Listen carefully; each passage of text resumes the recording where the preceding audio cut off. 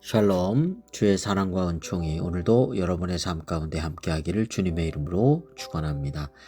오늘 우리가 함께 묵상하실 말씀은 예레미야 43장 5절부터 13절까지 말씀이 되겠습니다. 결국 요한한 일행이 유다 백성들을 데리고 애굽 땅으로 들어갔습니다. 자, 이때 예레미야 선지자 그리고 그의 서기관 바룩도 거느리고 들어갔습니다. 하나님의 말씀을 거역하고 불순종한 것이죠. 이후에 유다에서 애굽으로 가는 길목에 애굽의 관문과 같은 도시 다바네스라고 하는 것이 이르렀을 때 하나님께서 예레미야 선지자에게 유다 사람들의 눈앞에서 하나의 상징적인 행위를 하라고 말씀하셨습니다. 예레미야가 큰 돌 여러 개를 가져다가 이 다바네스에 있는 바로의 궁전 대문의 벽돌로 쌓은 축대에다가 진흙으로 돌들을 감추어라 라고 하는 것이지요. 그리고 유다 사람들에게 하나의 메시지를 전합니다. 바벨론의 느부갓네살 왕이 와서 그 감춘 돌들 위에 왕좌를 놓고 화려한 큰 장막을 친다는 내용이죠. 그리고 애굽의 우상 신당들을 불지르라고, 그리고 이제 평안히 떠나게 될 것이다, 이런 내용의 메시지였습니다. 자, 그 과정에서는 사로잡힌 자는 또 사로잡아 가고 칼로 쳐 죽일 자는 또 죽인다 라는 메시지도 있습니다. 자, 곧 하나님께서 가장 강력한 제국의 왕이라도 하나님은 심판의 도구로 삼아서 불순종과 우상 숭배에 대해서 심판하시는 것을 알 수 있습니다. 실제로 이 예언은요, 주전 581년 바벨론의 느부갓네살이 애굽을 침공함으로써 성취가 되었습니다. 자, 요한한 일행은 하나님의 분명한 말씀을 듣고도 왜 유다에 머물지 않고 고집부리면서 이 애굽으로 갔을까요? 자, 물론 애굽이야말로 당시 바벨론에 가장 강력하게 대응할 만한 나라였기 때문에 피하였을지 모릅니다. 그러나 결국은 어떻게 됐죠? 네, 칼과 기근과 전염병으로 죽고 저주와 치욕거리가 되는 길을 간 것이죠.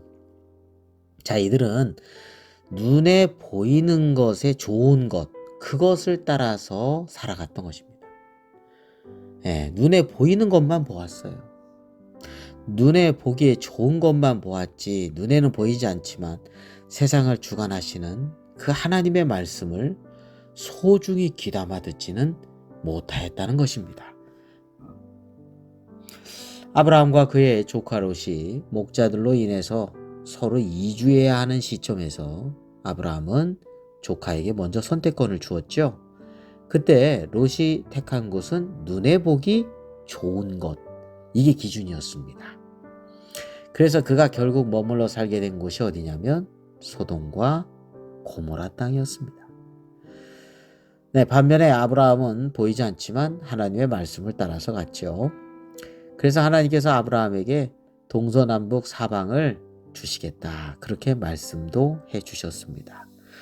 롯은 처음에는 살기 좋고 편한 곳이라고 생각했지만 그 소돔과 고모라는 우리가 잘 알다시피 결국 불과 유황의 심판을 받는 죄악의 도시였습니다. 그는 그곳에서 하나도 행복하지 않았어요. 물질적으로는 여러 가지 면에서 문명의 이기가 있었지만, 자, 베드로후서 2장 7절에서 8절에 이렇게 말씀하고 있습니다.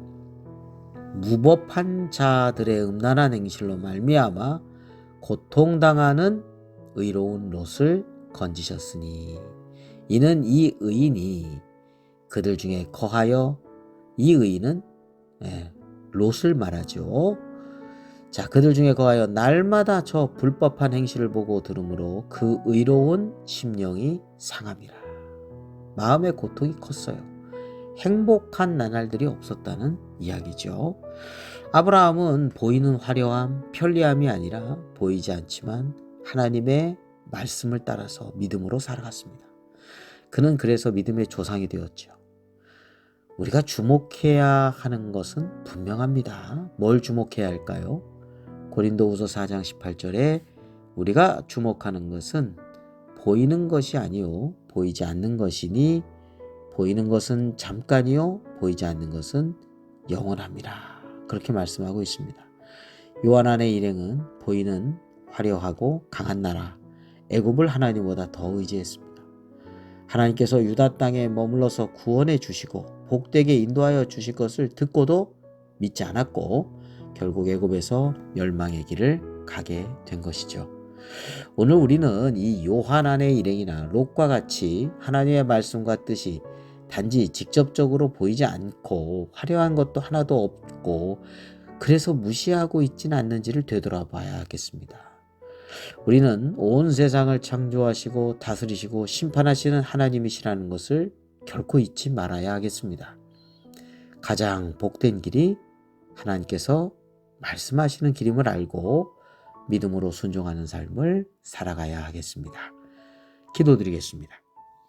거룩하고 자비로우신 하나님 아버지, 세상의 눈으로만 살아가지 않게 하여 주옵소서. 믿음의 눈으로 선택하고 말씀을 따라서 순종하는 삶이 되도록 인도하여 주옵소서.